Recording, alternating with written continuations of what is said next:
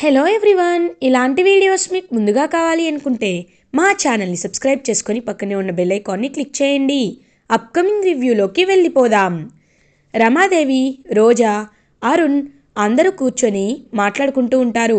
Mom, మనం ఎన్నో days నుండి ప్రయత్నిస్తున్నాం, కానీ డాడ్ ఎవరి పేరుపై ఆస్తి రాశారు, ఆ 51% షేర్స్ ఎవరికి చెందేలా చేశారు అనే విషయాన్ని మాత్రం తెలుసుకోలేకపోయాం.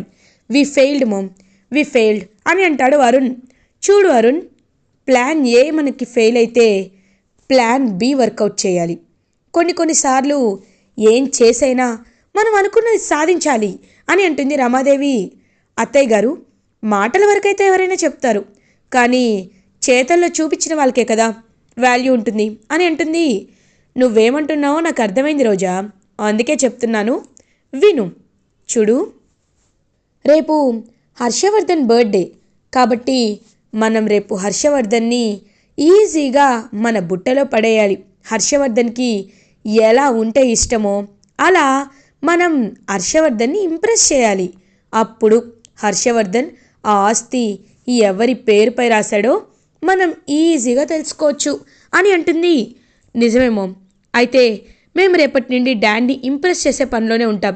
డాడ్ కోసం రేపు కాస్ట్లీ ఈవెంట్ మేనేజర్తో మాట్లాడి బర్త్డే డెకరేషన్ని మన ఇంట్లోనే సెట్ వేయిస్తాను అని చెప్పి ఇంకా అక్కడి నుండి వెళ్ళిపోతాడు. మావయ్య గారు ఎప్పుడూ సింపుల్గా ఉంటారు, నేను మావయ్య గారికి ఒక మంచి సూట్ కొంటాను అని రోజా అలా వెళ్ళిపోతుంది. మావయ్య బర్త్డే కాబట్టి నేను ఎలా అయినా మావయ్యని ఇంప్రెస్ చేయాలి అని దీక్ష కూడా వెళ్ళిపోతుంది.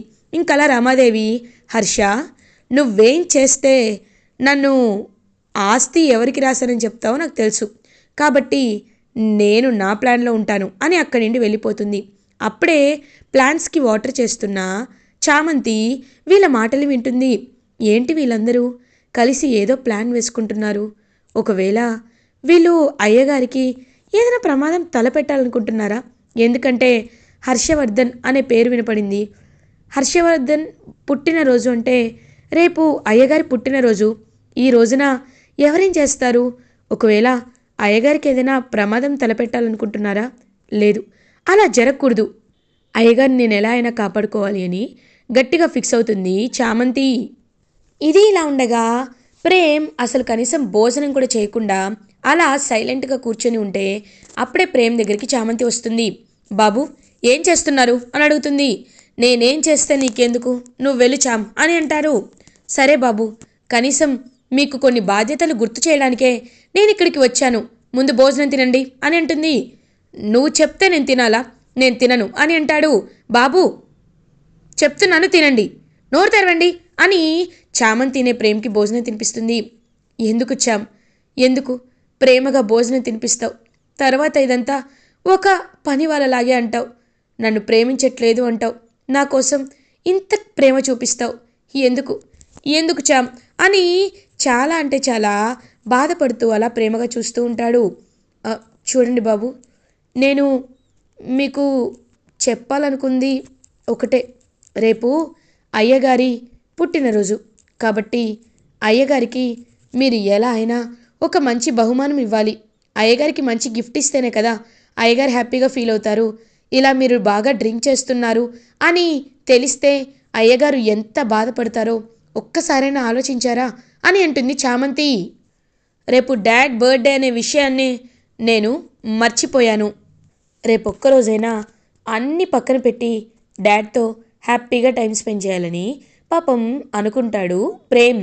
ఇది ఇలా ఉండగా మార్నింగ్ అవుతుంది. అలా ఇంకా హర్షవర్ధన్ నిద్ర లేచి పక్కన చూసేసరికి అక్కడ ఒక చిన్న లెటర్ కనబడుతుంది. నా హర్షవర్ధన్కి పుట్టినరోజు శుభాకాంక్షలండి అని రాసుంటుంది. అలా తలపైకెత్తి చూడగానే పాపం గుమ్మం దగ్గర చంద్రిక కనబడుతుంది. చంద్రికని చూసి ఎంతో హ్యాపీగా ఫీల్ అవుతారు హర్షవర్ధన్. చంద్రిక అని వెళ్ళేలోపు నేను వెళ్ళొస్తాను బాబు అని అక్కడి నుండి వెళ్ళిపోతుంది చంద్రిక. అప్పుడే కరెక్ట్గా రమాదేవి హ్యాపీ బర్త్డే హర్షవర్ధన్ అని హర్ష అని అంటుంది. ఇంక వెంటనే Harshavardhan thank you Rama, thank you Arun, thank you రా అని అందరికీ థ్యాంక్స్ చెప్తారు. మావయ్య గారు, మీరు ఎప్పుడూ ఇలా క్యాజువల్స్లో ఉండడమే చూసాం, మీరు సూట్ వేసుకోవడం చూడాలనిపిస్తుంది, అందుకే మీ బర్త్డేకి కాస్ట్లీగా ఇంగ్లాండ్ నుండి సూట్ తెప్పించాను, తీసుకోండి, ఇదే నా బర్త్డే గిఫ్ట్ అని అంటుంది రోజా. కలర్ చాలా బాగుందమ్మా, ఇది నా ఫేవరెట్ కలర్, థ్యాంక్స్ అమ్మా అని ఆ సూట్ వైపు చూస్తూ ఉంటారు. అదంతా చూస్తూ రమాదేవి, అబ్బో ఈ రోజా బాగానే ప్లాన్ వేసిందిగా, సరేలే అని వెళ్తూ, హర్ష త్వరగా రెడీ అయ్యిరా, కిందకి వెళ్దాం అని ఇంకా అలా తన్నైతే వెయిట్ చేస్తూ ఉంటారు. హర్షవర్ధన్ రెడీ అయ్యి కిందకి వస్తారు. అలా ఇంకా అరుణ్, డాడ్ చూసారా, మీరు రాగానే ఈ ఫ్లోరల్ లైటింగ్స్ కానీ, ఈ డిజైన్స్ కానీ, ఈ డెకరేషన్ కానీ అంతా నేనే చేయించాను డాడ్ అని అంటాడు అరుణ్. ఇంకా ఏమి అనకుండా థ్యాంక్స్ రా అరుణ్ అని చెప్పి సైలెంట్గా ఉంటారు. ఇంకా అలా ప్రేమ్ కోసం ఎదురు చూస్తూ ఉంటే ప్రేమ్ పాపం, డాడ్ హ్యాపీ బర్త్డే నాన్న అని హక్ చేసుకుంటాడు. థ్యాంక్స్ రా, ఏంట్రా అందరూ గిఫ్ట్ తీసుకొస్తే నువ్వేం గిఫ్ట్ తీసుకురాలేదే అని అంటారు. నేనే మీ గిఫ్ట్ కదా డాన్నా అని అంటారు. ఒక్కసారిగా షాక్ అవుతారు అందరూ. ఏంట్రా నీ దగ్గర డబ్బులు లేవని చెప్పు, చూసావా నేను ఎంత కాస్ట్లీ గిఫ్ట్ ఇచ్చానో, కనీసం ఇందులో 1% అయినా నువ్వు ఇవ్వగలవా అని అడుగుతాడు ప్రేమ్ని అరుణ్. చూడన్నయ్యా, ఒకటి గుర్తుపెట్టుకో, ఎప్పుడూ ఖరీదైన వస్తువుల్లోనే ప్రేమ ఉండదు, మనసులో ప్రేమ ఉంటుంది. డాడ్కి నేను ఒకటి ఇచ్చి చాలా రోజులైంది, కాబట్టి నాన్నకి నేనేం చేస్తే నచ్చుతానో నాకు తెలుసు అని అలా ఇంకా హర్షవర్ధన్ని పాపం ప్రేమగా హక్ చేసుకుంటాడు ప్రేమ్. హర్షవర్ధన్కి చాలా అంటే చాలా హ్యాపీగా అనిపిస్తుంది. ఇంకా అలా హర్షవర్ధన్ని హక్ చేసుకునేసరికి ఇది అసలైన ప్రేమ అంటే. అరుణ్ చూసి నేర్చుకోరా, ఈ నెలల్లో ఒక్కరోజైనా నన్ను కనీసం షేక్ హ్యాండ్ ఇవ్వడానికైనా ప్రయత్నించావురా? ఎప్పుడు మాట్లాడుకోవడమే సరిపోతుంది, కనీసం నాన్న స్పర్శ అంటే ఏంటో కూడా తెలియకుండా పెరిగావు నువ్వు. ఏం చెప్తాంలే, అంతా మీ అమ్మ పెంపకం కదా, నేనెందుకు కనబడతాను అని అంటారు హర్షవర్ధన్. అయ్యో అలాంటిదేమీ లేట్ డాడ్ అని అరుణ్ దగ్గరికి వెళ్తుంటే, వద్దు, మనం అడిగితే వచ్చేది కాదు ప్రేమంటే, వాళ్ళంతలో వాళ్ళు అనుకోవాలి. సరే అవును, చామంతి కనిపించట్లేదండి, అమ్మ చామంతి అని పిలవగానే వస్తున్నానయ్య గారు అని చామంతి ఒక మంచి స్పెషల్ టైప్ ఆఫ్ ప్లాంట్ని తీసుకొని హర్షవర్ధన్ దగ్గరికి వస్తుంది. చామంతి ఏంటమ్మా ఇది అని అడుగుతారు. అయ్యగారు ఇది ఏంటో మీరే కనిపెట్టండి అని చూపిస్తుంది. ఇది ఇది హా ఇది జమ్మి చెట్టు కదా అని అంటారు. అవునయ్య గారు అని అంటుంది. నేను ఇది ఎప్పటి నుండో మన గార్డెన్లో నాటాలనుకుంటున్నానమ్మా, కానీ నాకు ఇది అస్సలు దొరకలేదు.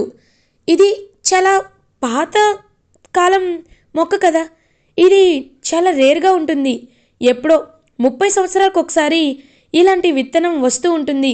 ఇది అనుకున్నది కాదు, ఇది చాలా రేర్ టైప్ ఆఫ్ ప్లాంట్, నీకు ఎక్కడ దొరికింది అని అడుగుతారు. అయ్యగారు మన సంస్థానానికి వెళ్ళే దారిలో ఇలాంటి చెట్టు ఒకటి పెరుగుతుందని నేను అప్పుడే చూశాను, ఇప్పుడు ఇంత మొక్క అయింది, మీకు మొక్కలంటే ఇష్టం కదా అందుకే తీసుకొచ్చాను అని అంటుంది. ఇంకా చాలా హ్యాపీగా ఫీల్ అవుతారు హర్షవర్ధన్. థ్యాంక్స్ అమ్మా, అందరూ నా కళ్ళల్లో ఆనందం చూడాలనుకున్నారేమో, కానీ నువ్వు మాత్రం నా మనసులో ఆనందం చూడాలనుకున్నావు, చాలా హ్యాపీగా ఉందమ్మా, ఇప్పుడే మొక్కను తీసుకువెళ్ళి నాటాలనిపిస్తుంది అనేసరికి, అయ్యో మావయ్య గారు నేను ఇచ్చిన సూట్ పాడైపోతుంది కదా అని అంటారు. అవును కదా, అయితే ఇప్పుడే తీసేస్తాను అని హర్షవర్ధన్ వెళ్ళి నార్మల్ బట్టలు వేసుకొని చామంతితో కలిసి పాపం ఆ చెట్టుని నాటుతారు. ఎంతైనా ఈ చామంతి ఆయన మనసుని గెలుచుకుంటుంది, హర్షవర్ధన్కి ఏమి ఇష్టమో అది బాగా తెలిసిపోయింది అని రోజా చూస్తూ ఉంటుంది. చూసారా అత్తయ్య గారు, మనం ఎన్ని ప్రయత్నాలు చేసినా ఒకే ఒక్క దెబ్బతో మన ప్లాన్లన్నీ ఫ్లాప్ చేసేసింది ఈ చామంతి అని అంటారు. ఇది దీని మహిమ కాదు, దీని వెనకాలుందే అదిగో ఆ చంద్రిక, ఆవిడ మహిమ, ఏదంటే ఇష్టమో ఆవిడ బాగా చెప్పింది కాబట్టే ఇదంతా జరుగుతుంది అని అలా చామంతి చంద్రిక వైపు కోపంగా చూస్తూ ఉంటారు రమాదేవి, రోజా, అరుణ్. ఇది కాదు, హర్షవర్ధన్కి ఇంకా డీప్గా ఆయన మనల్ని నమ్మేలా చేసుకోవాలి, అలా చేసుకోవాలి అంటే ఖచ్చితంగా ఒక ప్లాన్ చేయాలి అని అంటుంది రమాదేవి మనసులో అనుకుంటుంది. ఇంకా అలా జగదీష్ దగ్గరికి వెళ్తుంది.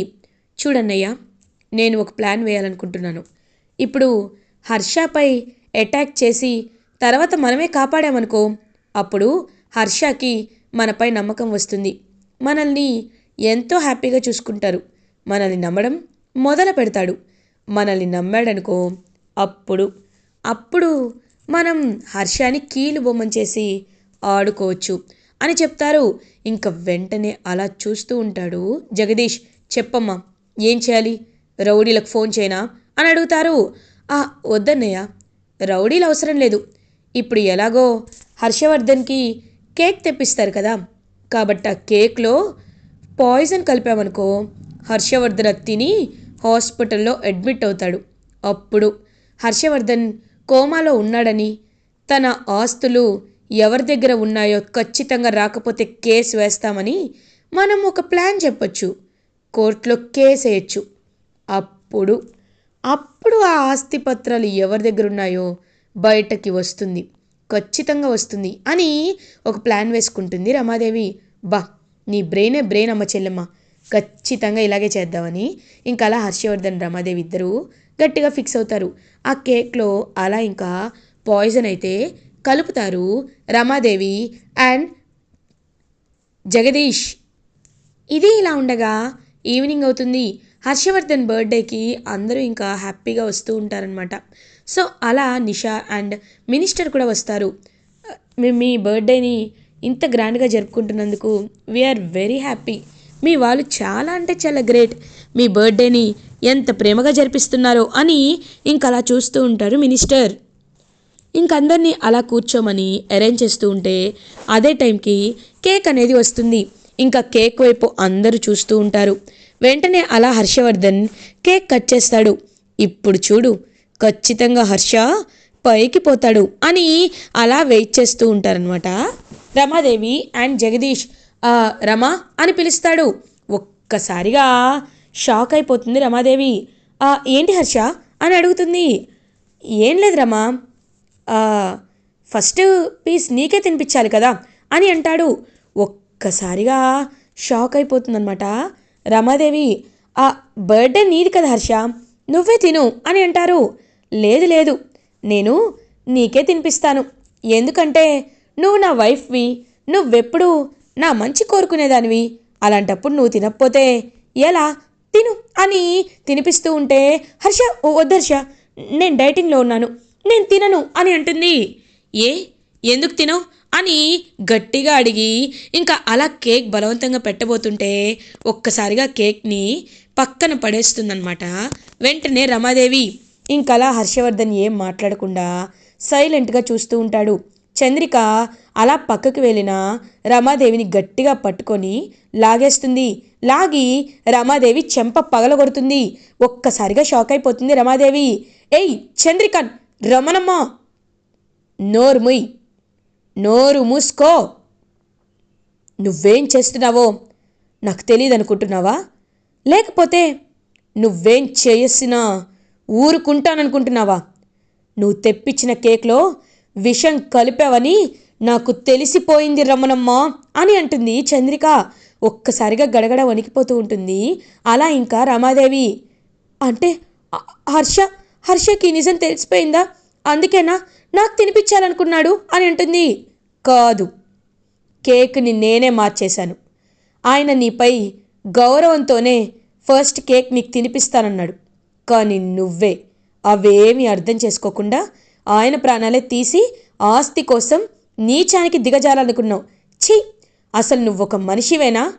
చూడు, ఇంకొకసారి ఇలాంటి ప్రయత్నాలు ఏం జరిగినా నేను చూస్తూ ఊరుకోను. ఇంకా నువ్వు విషం కలిపిన కేక్ అనేది పక్కనే పెట్టాను. నీ మొహాన్ని అందులో ముంచి తీస్తా. దిక్కులేని చావు చేస్తావు, గుర్తుపెట్టుకో అని చంద్రిక గట్టిగా రమాదేవికి బుద్ధి చెప్పి అలా అక్కడి నుండి వచ్చేస్తుంది. ఇంకా రమాదేవి అయితే గడగడ వణికిపోతూ ఉంటుంది. ఇలా ఎపిసోడ్ ఎండ్ అవుతుంది.